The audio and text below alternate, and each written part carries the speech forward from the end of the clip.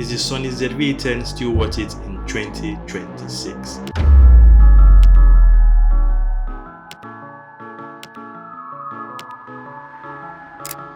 My friend, her name is Kenny Afolabi, very amazing person, recently got the Sony ZV-E10 and she gave me the opportunity to review it, and I've had it for almost 2 weeks and I've taken it out, I've used it for different scenarios, and I've been thinking about it, that is this camera really worth it for anyone looking to buy a Sony ZV-E10 in 2026? First of all, let's talk about what this camera is for. The camera is for vloggers, YouTubers, anyone who's looking to start content creation and they're looking for something very handsy. Let's say you are just starting out filmmaking, you can decide to try out the Sony ZV-E10. Now let's talk about what makes the Sony ZV-E10 an amazing camera. It's an APS-C sensor camera, meaning that it's cropped. One thing you will notice or you will know in the world of photography is you hear the APS-C and you hear the 35mm film. Now what that means is for APS-C sensor kind of cameras, they are cropped in the sense that you will not get the focal length of the lens you put on the camera as opposed to a 35mm or a full frame camera. So for example, the Sony ZV-E10 I'm shooting on is a full frame camera, while this is an APS-C sensor camera, meaning that any lens I put on this will have a magnification factor of 1.5, right? So let's say you put a 24mm on this, it will be around 32. It is very small, it is very portable, it is quite light, it has a very small grip, right? I took it out for walking, and one thing I noticed is when I tried to use my Sony ZV-E4, the grip was much more better on this Sony A7 IV because I have quite big hands, but this is very handsy. You just need to bring it out, take it out, take what you have to take a picture of. So it's very light. It has a flipped screen, right? You can always flip your screen. Let's say you want to record yourself. This came with a 16-50 OSS lens, which is the kit lens.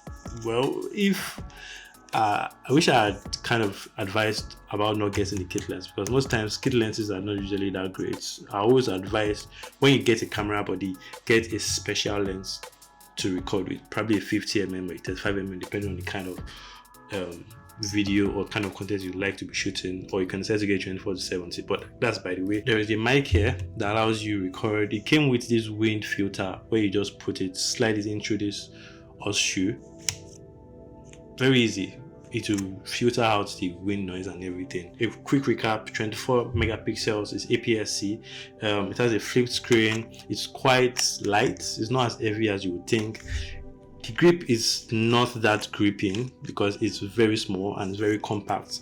And what else? It came with a 16-50 OSS lens. That's that as regards the build quality. You can also change lenses. Now this is very good for a camera that you're just getting, because the opportunity to be able to change your lens will go a long way.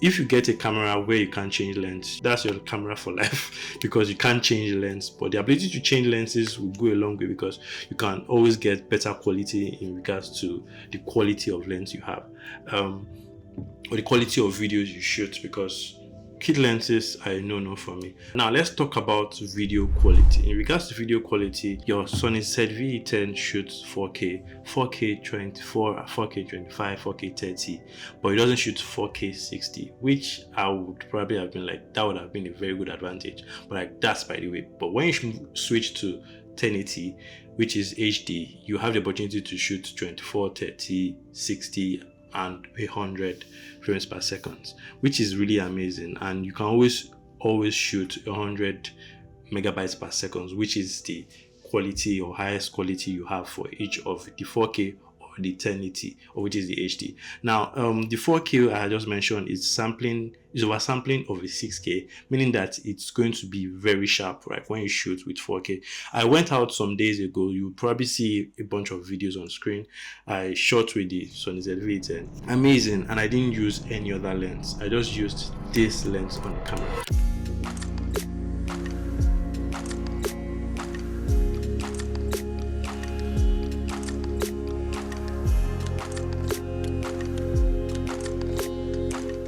One thing that everyone talks about with the Sony ZV-E10 is the fact that it's a vlogging camera, and I can attest to the fact that it's really worked for me. I tried going around just taking a few steps outside. A video is going to pop up after this where I just walked around showing the video quality and me using it for vlogging, meaning I just turned the screen to myself and I vlogged.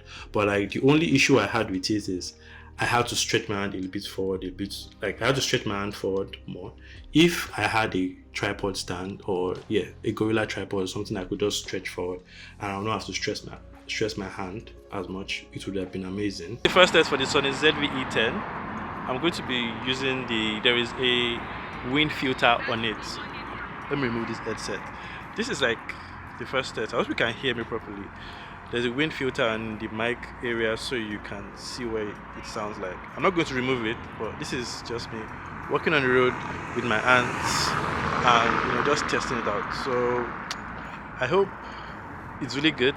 It's a vlogging camera. This is a 16 and shutter speed of 1/50, 25p, 4K. One thing I also noticed is it didn't come with APS, which is the internal body stabilization, but it has an electronic stabilization, which I tested.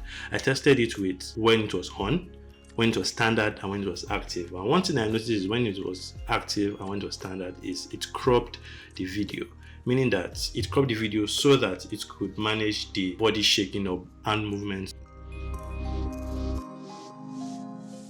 But if you are going to have a sit-down video, I'm going to also show you a sit-down video of where I tried it with. I used natural light for this scenario. It worked really well. And there is also a defocusing button that allows you to blur out your background, meaning that it uses the maximum aperture opening of your lens, which for this one is 3.5 to 5.6. So 3.5 is the widest it can go. So it's going to blur as wide as 3.5 and going to blur out your background, which is amazing for the video quality. And it also shoots 8-bit. Now, when I said it's good for entry-level cinematographers or videographers, 8-bit is not that great for videographers because when you shoot 8-bit, you don't have the opportunity to color grade as you would love to, which is one of the issues I had with my Canon EOS R. But it has 10-bit, but I never really tried 10-bit. Like that, by the way, that's for another video entirely. Now, for the Sony ZV-E10, it has 8 bits, and so you can't actually color grade. You can color grade, but it won't be as great as if you are using a 10-bit camera like the Sony A7 IV that I'm recording with at the moment. So that's that as regards the video quality. Let's talk about image quality or photo quality in this case. Now, though the camera is more video focused, the fact that it's 24 megapixel and you can have 14 bits of RAW when you shoot with pictures, it is really amazing. So like I said, I took some pictures outside when I went outside, took a walk. I took some pictures of my wife on her birthday.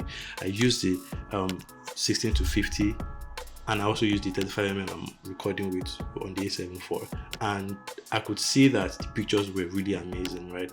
Yes, I shot mostly in RAW, but when I take it into Lightroom and I do a bit of editing, the pictures still look great, meaning that if I'm going on a vacation and I'm going with a very small camera, I don't want to have to carry something bulky, this is going to do an amazing job. You can see from the picture that I took of the landscape when I went around the city I live in, it was really nice and the colors were popping. All I did was change the creative style in the camera to landscape, so that gave me the opportunity to take a lot of really amazing pictures, and the greens were really popping. So if you decide that you want to take pictures with the Sony ZV-E10, trust me, you are good to go.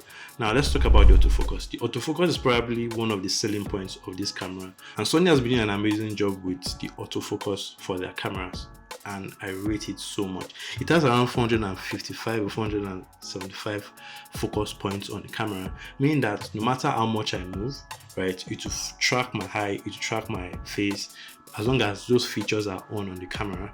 And no matter how much I move, right, a video is going to pop on the screen. No matter how much I move, it's going to focus on me, right?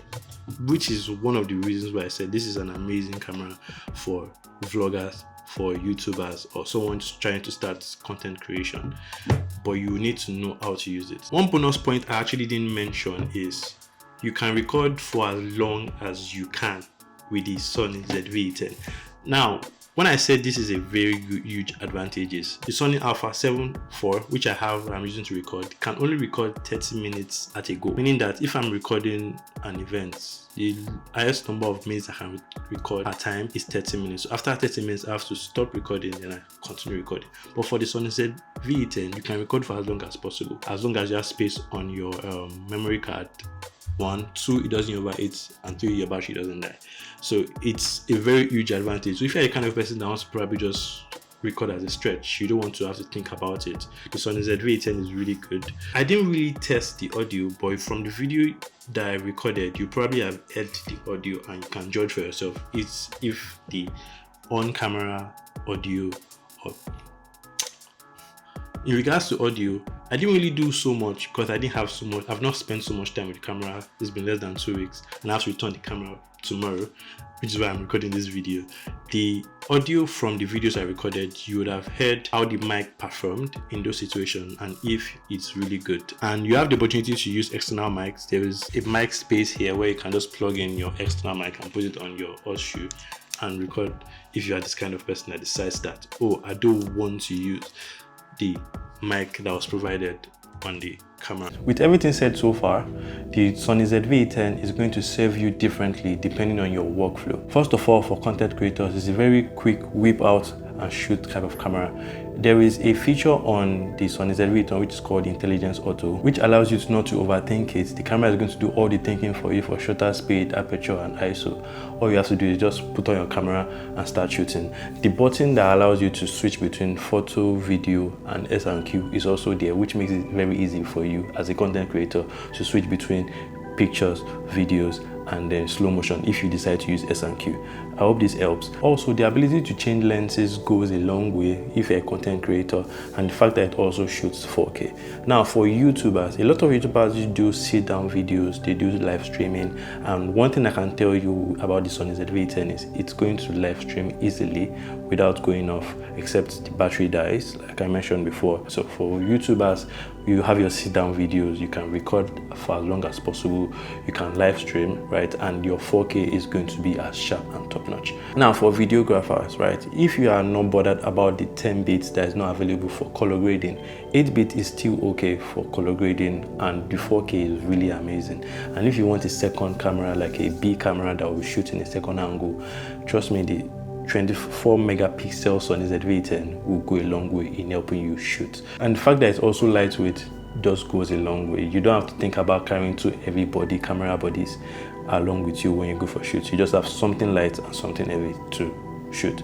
And just bear in mind that when you are shooting, but just keep in mind that when you're shooting, you put the camera on a tripod stand, because there is no internal body stabilization. There's only an electronic internal body stabilization. So keep that in mind for videographers. For vloggers, which this camera was mainly made for, number one, your 4K, your image quality and your video quality is going to be amazing, because like I said, it's a sampling of 6K. That's one. Number two, when you go outside to shoot your videos, as long as you have like a Gorilla tripod or something else to extend your arm, you are good to go. It's going to work properly. Number three, the fact that the audio is amazing, because I've watched the videos that I shot outside, and trust me, the audio the camera was picking was really good. So keep that in mind for vloggers. If you go outside and decide that, okay, I just want to shoot. Remember, I just talked about the Intelligence Auto for content creators. It also applies to vloggers. So if you are the kind of person that doesn't want to think about it, you just want to whip up to your camera, and the fact that it's also lightweight, just bring out your camera, put it in Intelligence Auto for a video, and you can start shooting. I hope that helps.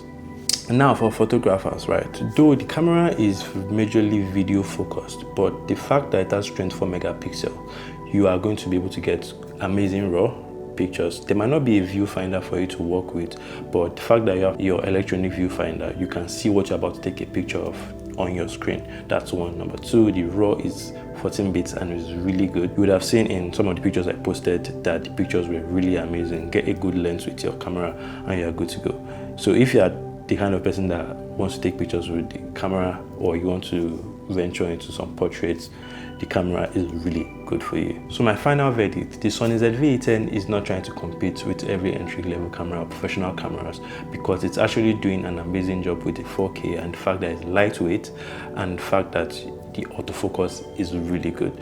And remember I said you can just whip it up and put your intelligence auto on if you're not the kind of person that would like to take about a shutter speed, aperture and ISO. So for beginners, this is a very good camera. For anyone who's looking to have the Sony ZV-E10, try it out and let me know in the comment section. Don't forget to like, don't forget to share, and don't forget to subscribe. I will see you guys in the next video. Bye. I probably didn't mention here, there is something called rolling shutter on the Sony ZV-E10. So keep that in mind. When you move the camera too fast, there's something called rolling shutter that makes the camera move. So keep that in mind. So if you're going to be using it outdoors, you're going to be moving around, don't move too much so there isn't going to be a rolling shutter in your video. Again, bye bye.